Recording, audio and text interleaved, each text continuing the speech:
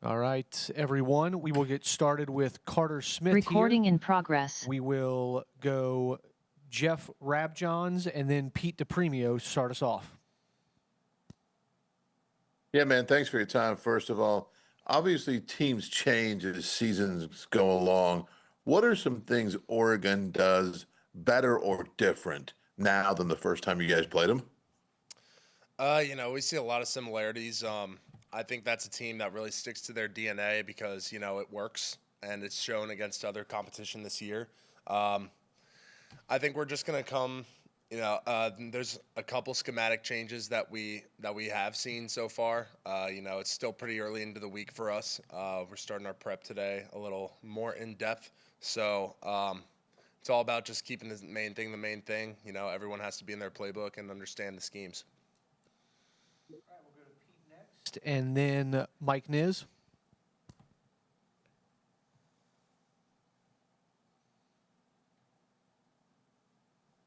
Yeah. Greg, do you want me to go first and then Mike? Yeah, go ahead, Pete. Or if you can hear me, can you talk about the physicality you guys played with and how much that has become part of your DNA? You're just talking throughout the season? Yes, and then certainly with Alabama too. Absolutely.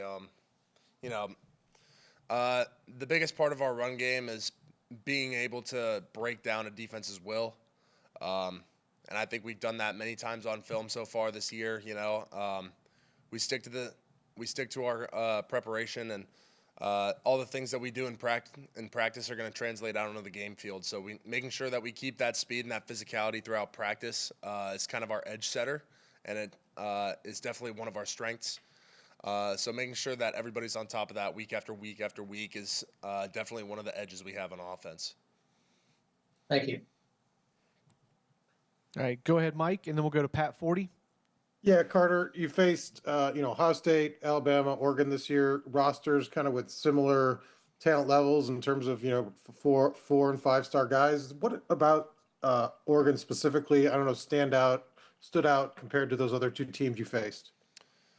Yeah, I think they have one of the better end cores throughout the Big Ten.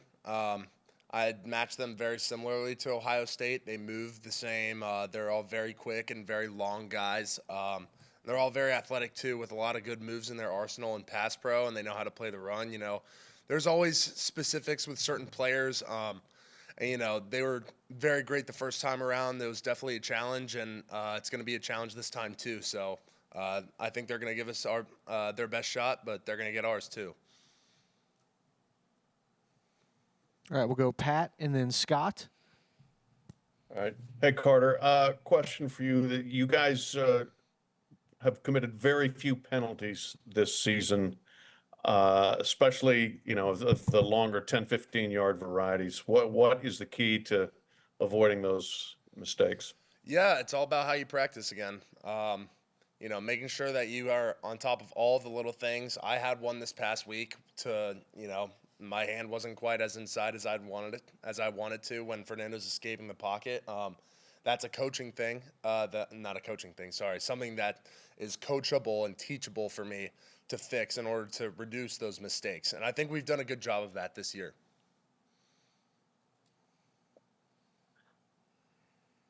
Carter, this is Scott. I wanted to ask you about Bob Bostad. He was the only holdover, and you've been there working with him. What does he mean to this program? What does he mean to the group, the unit that you play for, and then also for yourself and your development? Yeah, I mean, he hammers the DNA of the offensive line into everybody in that room. He prides himself on preparation and repetition. Whenever he sees something that's different and something about a certain look that a defense will present, we're going to run through it like 15 to 20 times before we get into the game. So that way, whenever we see it in the game, we fall back on our preparation. So when Cignetti saw that, I'm sure that he was impressed with it. And, he has a great resume. He's been throughout the NFL and all throughout college football.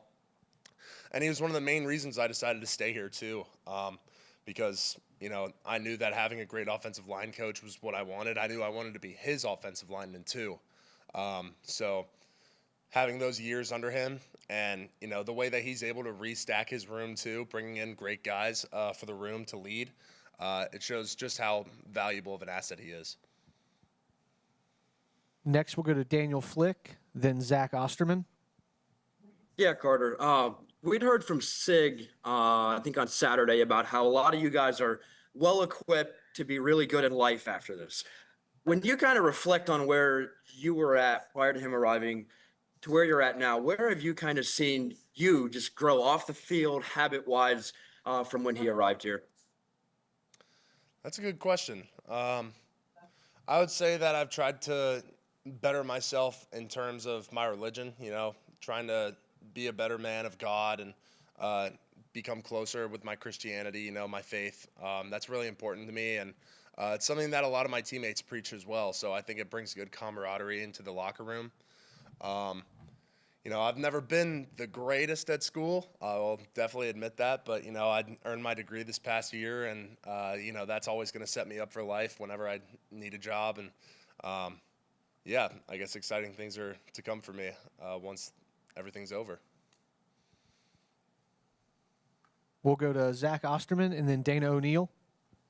Carter, a little bit off the wall, but I imagine you've seen more of him in practice than most. Daniel Ndukwe is obviously a player who even before Steven's injury, it seemed like we were seeing more of on the field, and now obviously he's taken on an even larger role. You've seen some really good edges there. You've talked about going against guys like Mikhail in practice. How have you seen him, Daniel, that is, kind of grow as he's been handed more responsibility? How would you kind of describe him at that position, and what do you think he contribute for you guys down the stretch here? Yeah, he's a great kid.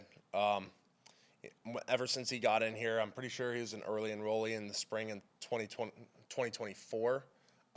So, that shows his commitment to the program already, wanting to come early and get into his playbook and develop as a player and as a person.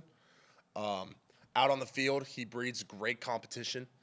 He's going to throw his hat down and he's going to play into your chest and he wants to get around you. He's a really feisty defensive lineman, and I think that's kind of what set him apart on our defense too. He's starting to step up into a role of making plays, and it showed last week. He had a lot of great plays in Alabama and a lot of great stops. So his development is going well. I think he still has a lot more steps to take, but he's definitely taken a lot of steps in the right direction too. Carter, a lot's been made about the calendar these days, and you were a guy who came in as an early enrollee. I'm just curious, kind of what you gained from that versus what you gave up as a high school senior, and given the chance if you do it again. I gave up a volleyball state championship. My team went on to win that in the spring, so not being a part of that wasn't the greatest. But coming here early was definitely for the best. Going through spring ball as a true freshman was really a blessing for me.